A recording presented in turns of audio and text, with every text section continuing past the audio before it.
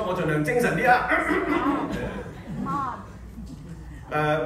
好高興能夠喺呢度參與你哋嘅聚會。咁因為其實我頭先同鐘牧師都講過，我成日都經過呢頭，因為我媽好中意荷里活廣場買嘢，所以我周不時咧都會泊喺嗰度，然後行同佢行街。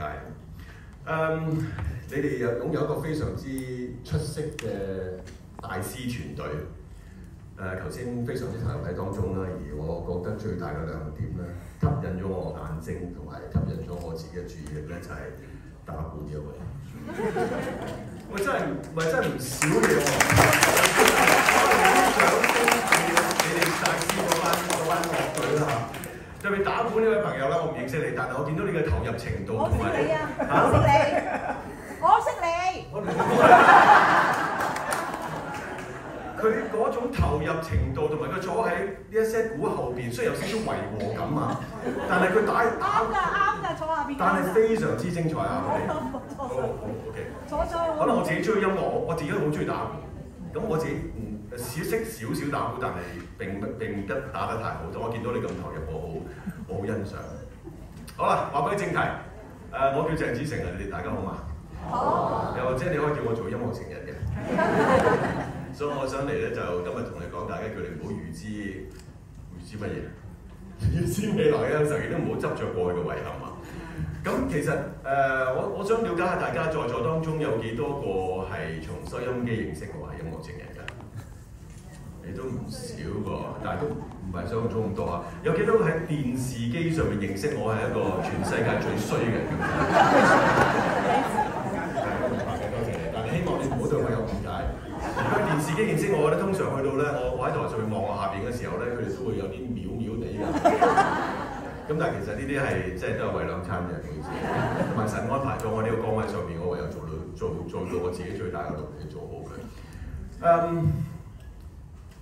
如果認識我嘅朋友會知道，其實本身你而家認識我嘅身份係一個唱片騎師或者 DJ 時裝設計。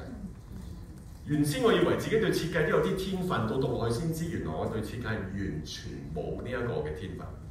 只不過我身邊個朋友仔，我最好嘅朋友，佢對畫畫好有興趣，對畫衫好有興趣。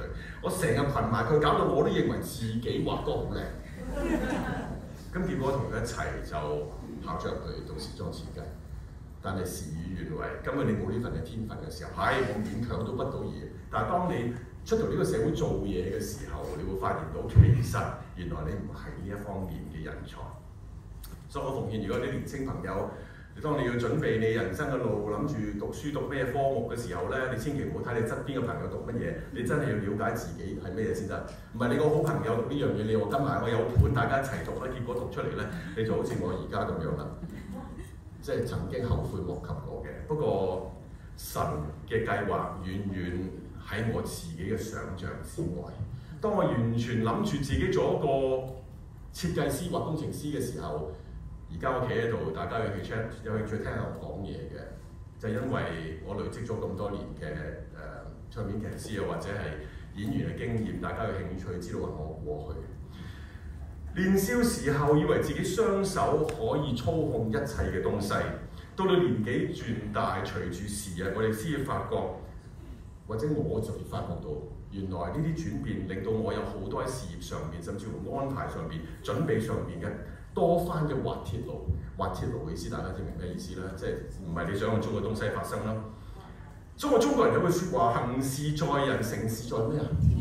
冇錯啦。中國人就算有冇信仰或者信唔同嘅信仰都相信個天。嗱，今日企喺度嘅我就想話俾你聽，我所認識嘅天究竟係邊個，或者係點樣？我出生於一個第四代嘅基督徒家庭。第四代意思即係我曾祖父已經係基督徒嚟㗎啦。咁有啲朋友話：你都幾幸福喎！一出世就係一個基督徒家庭，咁你從細就認識你所認識嗰個天，即係我哋嘅主耶穌基督親愛嘅天父上帝。冇錯，我打橫入教堂㗎。啲人話大吉利是咩叫打橫？咁細個唔識行，媽媽手抱入去做嬰兒奉獻，咁咪即係叫打橫入教堂。慢慢長大嘅時候，我係成日都返教堂，返得非常之密嘅。但係原因就有好幾個。細個時候一定要黐住爸爸媽媽啦，因為佢唔可以等我屋企，同埋我知道我返完教會之後，我同佢哋喺度飲茶咁啊，呢日先正。到慢慢長大嘅時候啦，咁啊自己翻青年團契咯喎。咁我點解會翻得咁密咧？因為我同一班同齡嘅朋友有機會喺教會後邊嘅籃球場打波喎，係阿媽唯一最放心嘅時間嚟嘅。佢完全唔會阻止我翻教會，亦都會完全歡迎我去打籃球。咁所以打得好開心。我翻教會就為咗活動。到慢慢再大少少，我亦都非常之勤密咁翻團契同埋教會。原因在於我開始對異性產生興趣，即係童年嘅我對愛情有啲憧憬，喺團契見到一位姊妹或者一位女孩子嘅時候，你嗰種心卜卜卜卜跳嘅心，每次團契完咗之後又要離開嗰種不捨之心，唉，真係聽日又翻嚟得唔得啊？咁樣一個禮拜翻4日教會，祈禱會都翻埋咁滯，因為佢喺度。嗱，當你翻教會成為習慣嘅時候咧，就並唔係你想像中咁好㗎啦，而且長大之後都唔係咁理想。對主耶穌基督係有認識，但係對於佢自己認識佢嘅深度係完全唔夠，全部係流於表面。直至你有一次我去加拿大讀書之前，我爸爸要送我去加拿大讀書，佢話：阿仔，你翻下你嗱，我哋有一個宿營，即係我個叫做夏令會啦，教會我相信你朋友可能都知道。翻夏令會有4日3夜。佢話：你臨離開香港之前，我哋翻下去呢一個夏令會，認識多啲朋友，對神加深嘅認識啦咁樣。咁開頭我都咦硬嘅，我話：唉，唔好啦，我要趕住執行李，我心情又未平復，又要離開你哋，個心真係唔係好過嘅。佢話：我爸爸又好識呢樣嘢，好識嗰種心理戰。佢知道我當年零用錢唔多，儲極都買唔到一對我好中意嘅3間波鞋。嗱，而家啲年青人幸福啊，隨時都有機會買，但係我嗰陣時候儲零用錢買對2手3間波鞋，3間大家知咩啦？已經係好出名㗎啦嗰陣時候，我買極都買唔到一對。爸爸話：你去呢個夏令會，我送俾你去睇。我話聽完之後，去，結果呢個夏令會就改變咗我對神，或者我想同你解釋或者介紹嘅呢一個天嘅印象。夏令會年青人梗係宿營啦，嗰時我最記得我哋去崇基神學院，咁當年嘅崇基神，我講緊係差唔多成50年前啦，各位朋友。咁嗰時嘅沙田馬鞍山，你諗下喎，一望無際啊！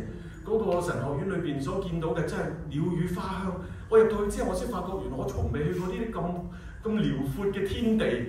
咁同班朋友好開心，周圍走來走去，夜晚10點鐘瞓覺，通常熄咗燈之後就繼續又數出嚟，又繼續傾偈啊咁樣，傾過不亦樂乎。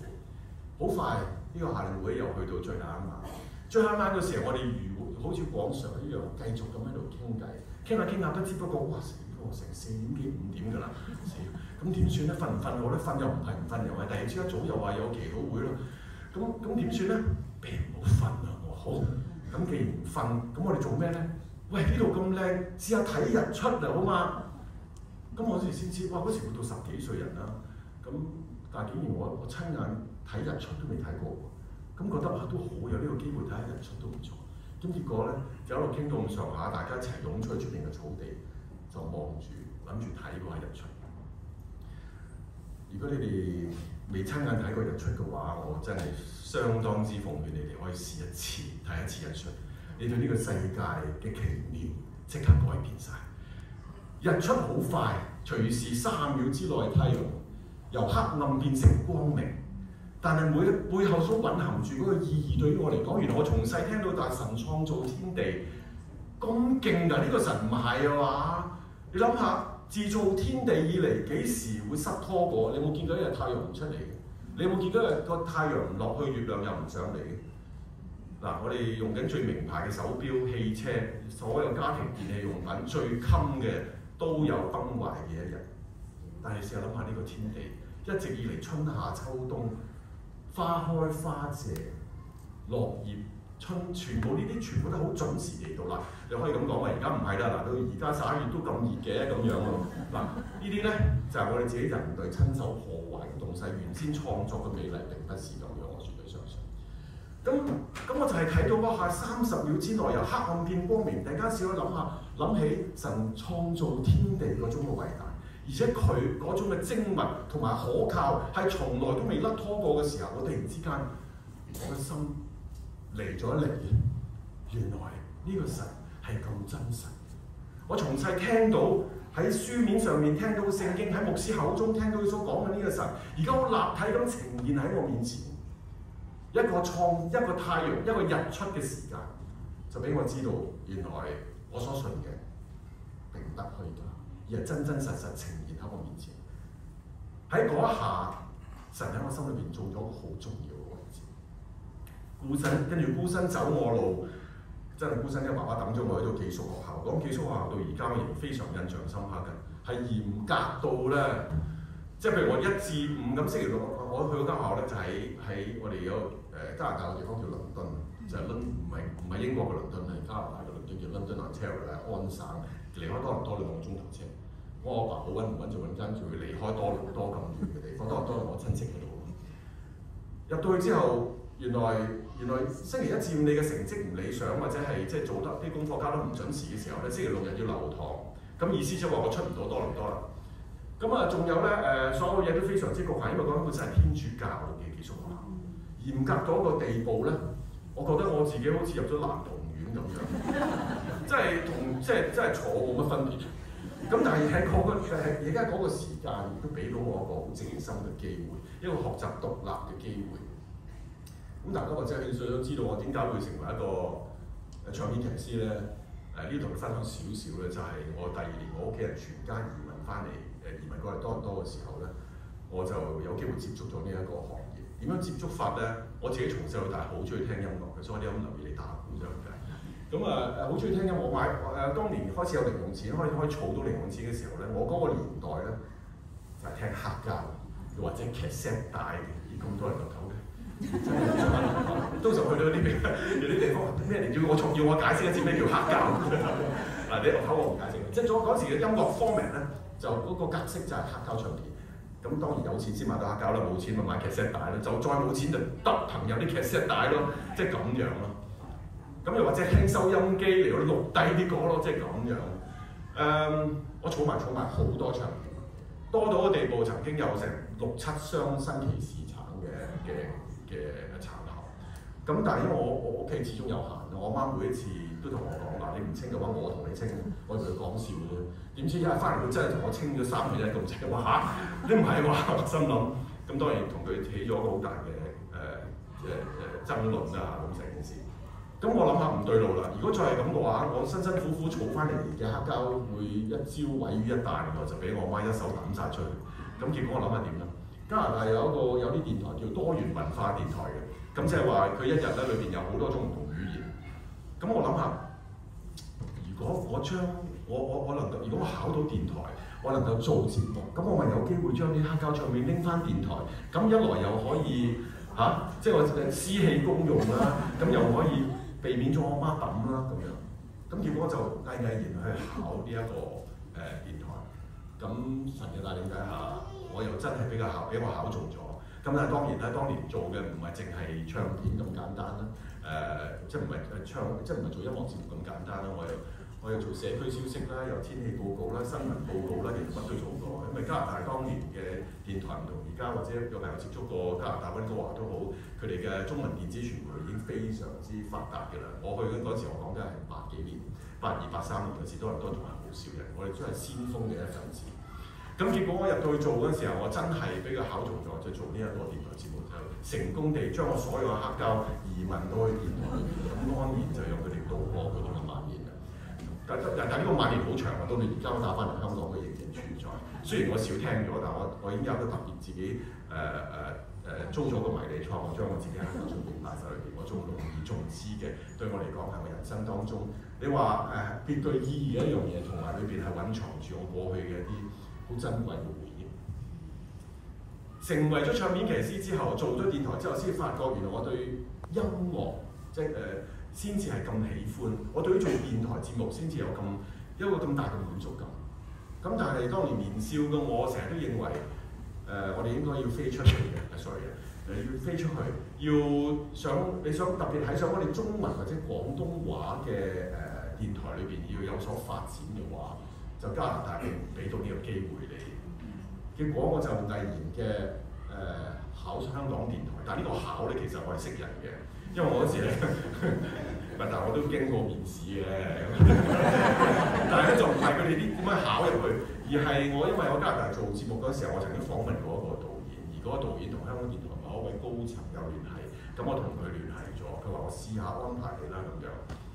咁結果我就冇放棄所有嘢住，我係暫時放低加拿大嘅工作，然後就翻去香港電台嚟到面試。咁當年面試我嗰個咧就係已經退咗休，但係一直以嚟我好尊重，對於我嚟講係好尊敬嘅一位高層，佢就係張文新先生，亦都真係車淑梅嘅先生。佢嗰時係香港電台第2台嘅台長。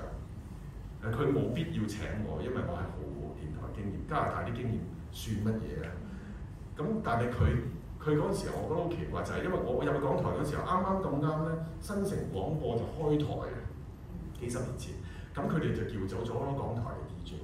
咁結果咧，我就有機會有個位入去，但並不是做節目，而係做一啲幕後嘅行政工作，係換到你即係阿媽都唔認得嗰啲咧。翻朝9晚6，你要做嘅嘢咧就係要幫阿新哥寫信。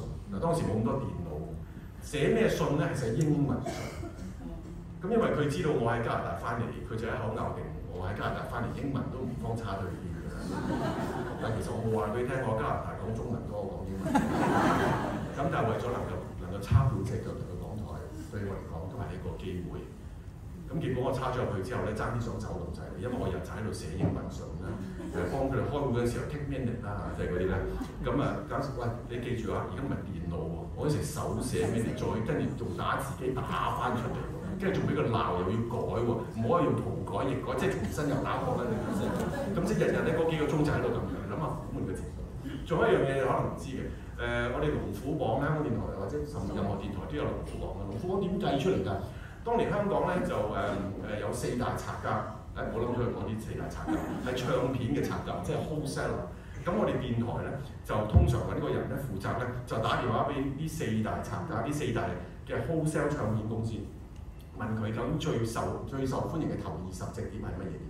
咁我就排咗出嚟，最受有張學友、張國榮、譚詠麟，咁跟住俾分，俾完分之後咧，我就將呢個 list 咧就交俾龍虎榜嘅委員會，咁佢哋就會計分，計完之後再加埋 DJ 嘅播出嘅次數咧，就成為咗中文歌曲龍虎榜就係咁嘅。聽上嚟好似好精彩嚇，但係當你日日翻工都係咁嘅時候咧，就真係悶到好唔掂。曾經有機會考公務員，我都放棄咗，我諗住走㗎啦，其實基本上。咁所以對於我嚟講，呢一個翻香港嘅人生開始，究竟係是對還是錯，我唔知道。直至到有一日，新哥同我講，佢話喂有機會，你想唔想做下節目啊？咁樣。咁當年我哋有個 DJ 叫胡啟榮。